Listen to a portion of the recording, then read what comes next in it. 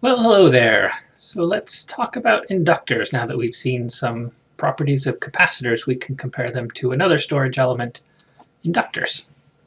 So inductors are another passive element. That means they don't generate energy, but they can store it. So they can store energy. The way an inductor works is it is normally some sort of a coil that creates an electromagnet. And so the magnetic field that you get when you run current through the inductor is where the energy is stored. So the energy is stored by creating this magnetic field. The magnetic field is created by current going through the coils. And if you change that current, you change the magnetic field. And when you put a wire in the presence of a changing magnetic field, you get a voltage. That's how a generator works. So changing the current changes the magnetic field, which gives you a voltage. So we get this change in current giving a voltage, and this is our Ohm's law equivalent for an inductor. Here again are the equations that we'll use in this class for inductors. So V is L di dt, so the voltage across the inductor is the inductance times the derivative of the current through the inductor. And if we multiply by dt and integrate both sides, we can find this other form where we solve for I as a function of V across the inductor, and it's 1 over L times the area under the curve plus an initial condition. At the DC steady state condition, the derivatives, the time derivatives go to 0, so di dt is going to be 0. That means the voltage is 0.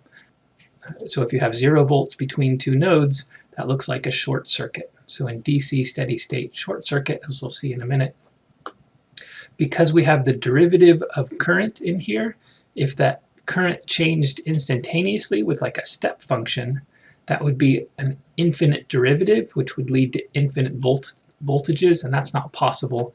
So we can't have abrupt changes in the current with an inductor. The inductance property of inductors is given in henries, so H for inductors. If we go through and multiply voltage times current, we can find the power. And if we integrate power as a function of time, we can find the energy stored in an inductor. And so that has gone through a detail in the book, but the energy in an inductor is just a function of the current running through it with this 1/2 Li squared equation.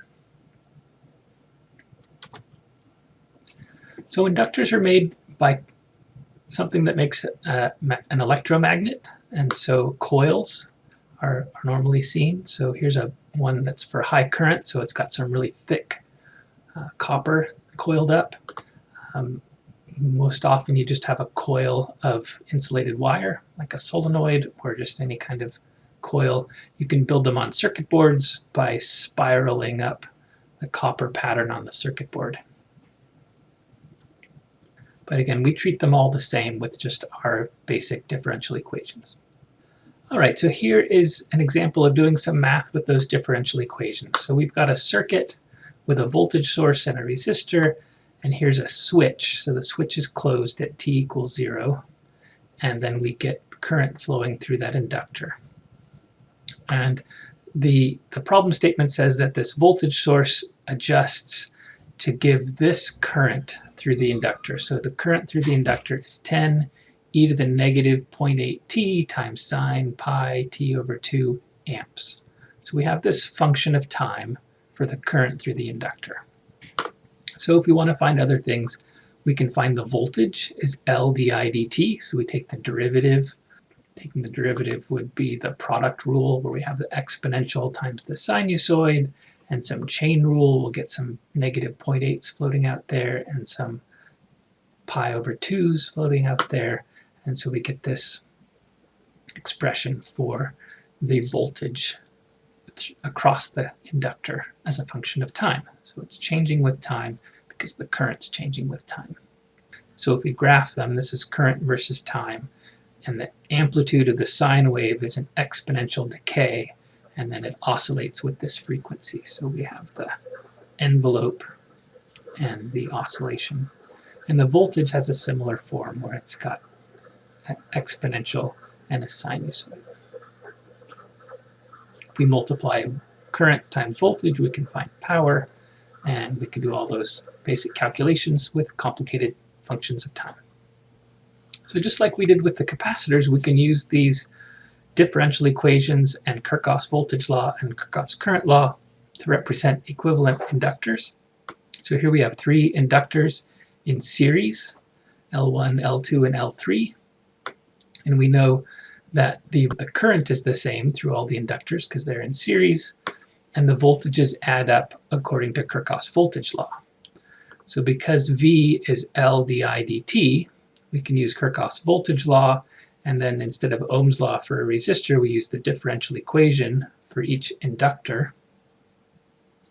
And if we factor out the di dt, because the currents are the same, we can get the sum of the inductances, and that if we compare that to the equivalent circuit, the equivalent inductance has to be the sum.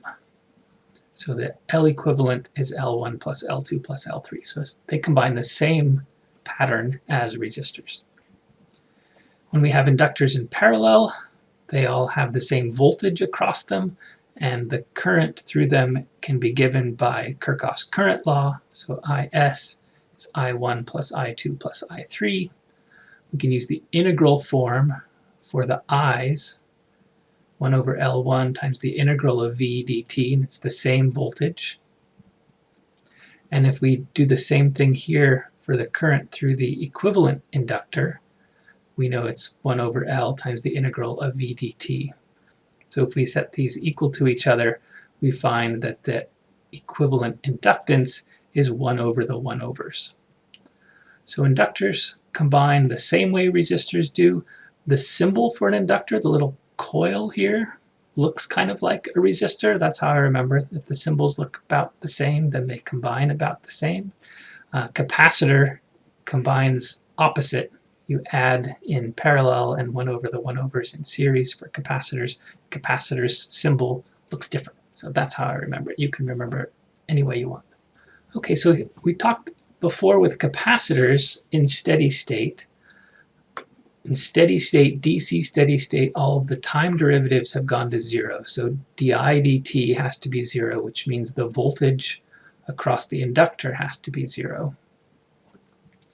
So with inductors in steady state, we replace them with a short circuit because that will give us 0 volts. And remember, with capacitors, we had dV dt going to 0, so I was going to 0 with a capacitor, which means they're open circuits. So we can take this complicated circuit. It's got 3 inductors and 2 capacitors, some resistors, and a source.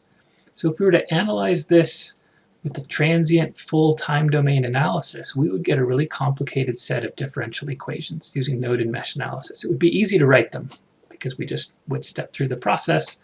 But to solve that set of differential equations would be very difficult. But if the problem statement says find the voltages or the energy or anything in DC steady state, we can simplify.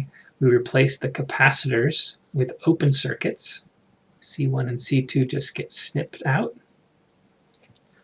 And we replace the inductors with short circuits. So just lines connecting the nodes, L1, L2, and L3.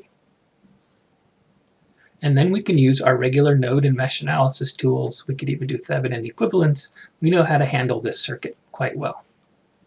So in this case, we'll find how much energy is stored in each of those energy storage components in DC steady state. So here is the analysis. They're taking some shortcuts. This is an example from the book. But I1, this current here, we know that I2 is 0. We know that the current going through here is 0. It's a dangling resistor. So there's really only one loop going around here where current can flow.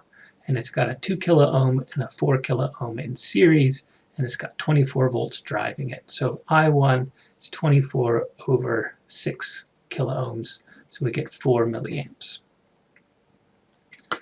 The V node voltage we can get using the voltage divider equation or using node analysis, and so we can find that as 8 volts.